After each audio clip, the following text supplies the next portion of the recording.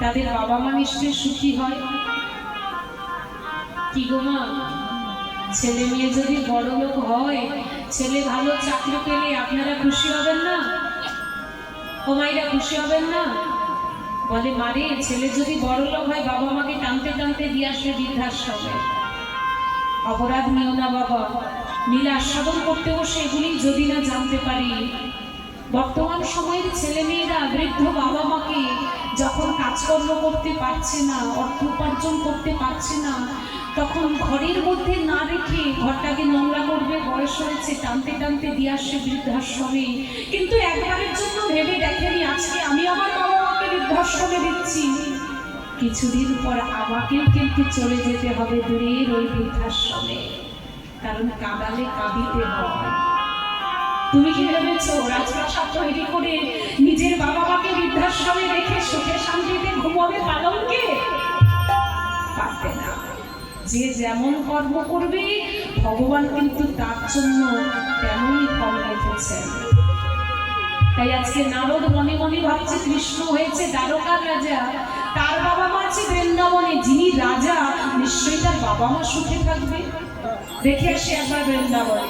চলেছে নারদ মুনি বৃন্দাবনের পথে, বৃন্দাবনে আছে আমার প্রাণের রাধারানী। নারদ চলেছে সেই বৃন্দাবনে। প্রাণের রাধার কোন ঠিকানা, কোন ভুবনে কোন ভবনে, বলতে পারে কোন সজনী কোন সজনী। প্রাণের রাধার কোন ঠিকানা, কোন ভুবনে কোন ভবনে, বলতে পারে কোন সজনী কোন সজনী। প্রাণের রাধার কোন ঠিকানা, কোন ভুবনে কোন ভবনে, বলতে পারে কোন সজনী কোন সজনী। প্রাণের রাধার কোন ঠিকানা, কোন ভুবনে কোন ভবনে, বলতে পারে কোন সজনী কোন সজনী।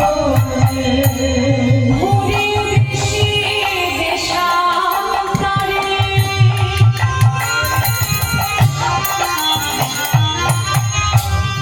এলাম শেষে তেপান্তরে।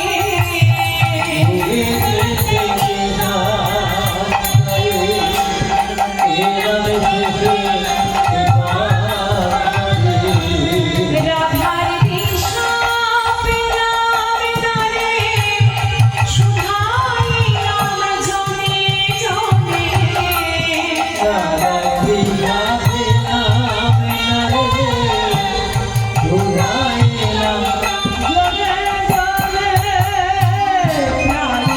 রাধার কোন ঠিকানা, কোন ভুবনে কোন ভবনে, বলতে পারে কোন সজনী কোন সজনী। প্রাণের রাধার কোন ঠিকানা, কোন ভুবনে কোন ভবনে, বলতে পারে কোন সজনী কোন সজনী। তারে পাবো না গো,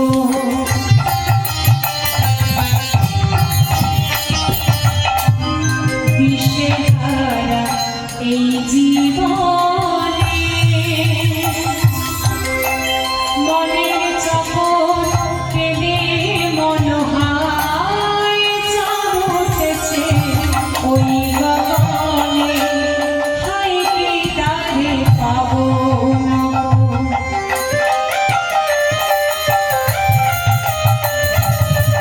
গানটি যিনি লিখে গেলেন, আপনারা যারা ক্লাসিক্যাল গান ভালোবাসেন শোনেন, আপনারা ওনাকে চিনবেন।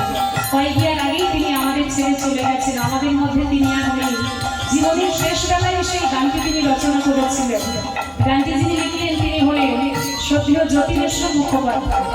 তার লেখা অনেক গান আমরা আস্বাদন করি, অনেক আধুনিক গান আমরা খুব ভালোবাসি, তাই না?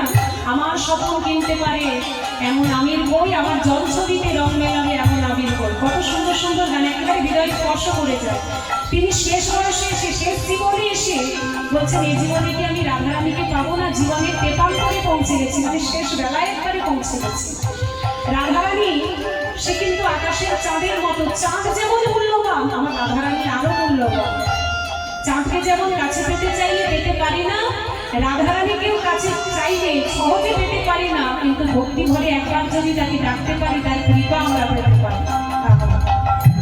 হায় কি তারে পাবো পাবো দিশেহারা এই জীবনে, মনের চকর কেঁদে মনোহায় চাঁদ উঠেছে ওই গগনে, প্রাণের কথা লিখনে বলি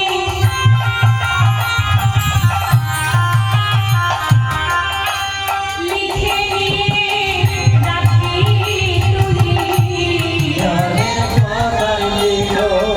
তুলি,